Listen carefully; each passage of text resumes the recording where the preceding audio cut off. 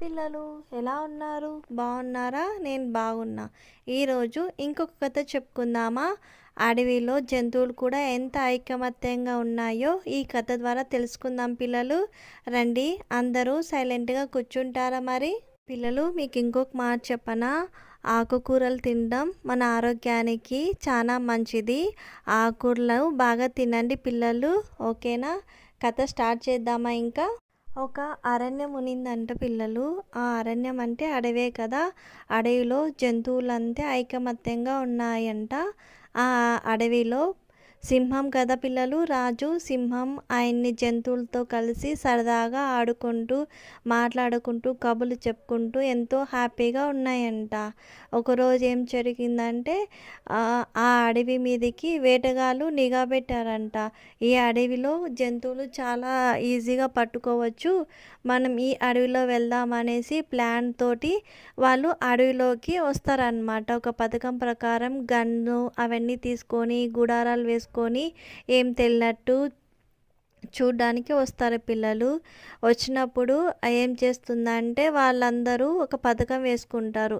మనము ఎలాగైనా తెలివిగా ఈ యొక్క లయన్ని ఒక జింకని పట్టుకొని వెళ్ళిపోదాం మనము అని మాట్లాడుకుంటూ ఉంటారు పిల్లలు.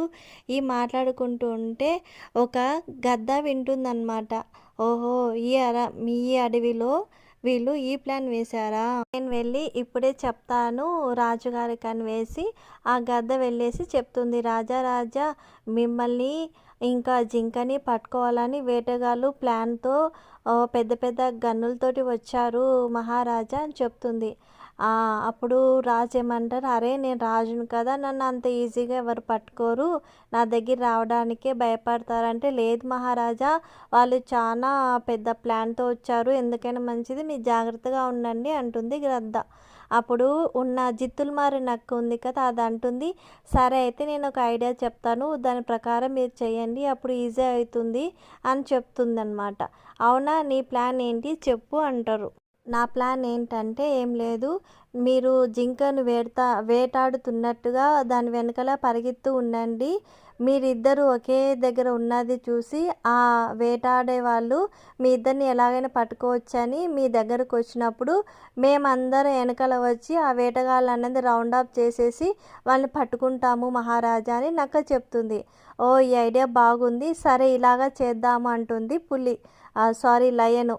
అంటే సరే అని పథకం ప్రకారం మార్నింగ్ లేవగానే ఇలా చేద్దామని అంటే ఇంతలోకి నక్క అంటుంది, సరే నాకు ఆరోగ్యం బాగాలేదు కదా, నేను డాక్టర్ దగ్గరికి వెళ్ళాలి, నేను వెళ్తాను, మందులు వేసుకోవాలి అంటుంది. సరే అని వెళ్తూ ఉంటే ఈ ఈ జంతువులందరికీ ఒక ఐడియా వస్తుందన్నమాట. అరే ఈ నక్కేంటి మనకి హెల్ప్ చేయడం ఏంటి, ఎందుకైనా మంచిది, దీన్ని ఫాలో అయిదామనేసి ఆ జంతువులు కొన్ని దాన్ని ఫాలో అవుతాయి పిల్లలు.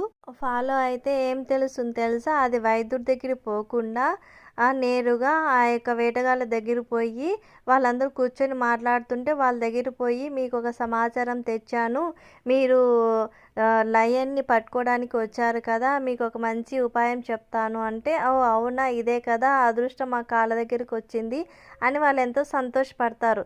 సరే అని వాళ్ళకి ఈ ఐడియా చెప్తుంది, ఆ రెండు ఇలా పరిగెత్తుకున్నప్పుడు మీరు టక్కున పట్టుకోవాలి, ఈ దారిలో వెళ్ళండి అని చక్కగా ప్లాన్ వివరిస్తుంది అన్నమాట. సరే మంచిది, సరే ఉదయం ఈ పని చేద్దాం అనుకుంటారు వాళ్ళు. సరే అని ఇది దీని దాని వెళ్ళిపోతుంది పిల్లలు. మార్నింగ్ లేవగానే అనుకున్న ప్రకారం ఈ సింహం ఏం చేస్తుంది, జింకను వేటాడుతున్నట్టుగా కనిపిస్తుంది అనమాట.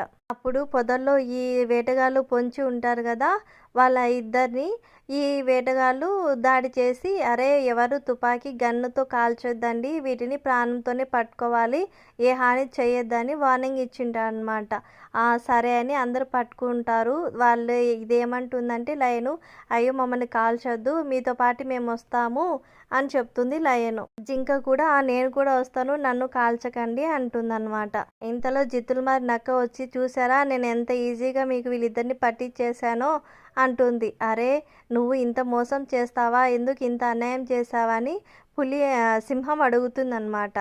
నెక్స్ట్ ఎపిసోడ్లో మనం తెలుసుకుందాం ఈ సింహము నక్కని ఏం చేస్తుందో తర్వాత చెప్తాను. ఓకేనా, బాయ్ బాయ్.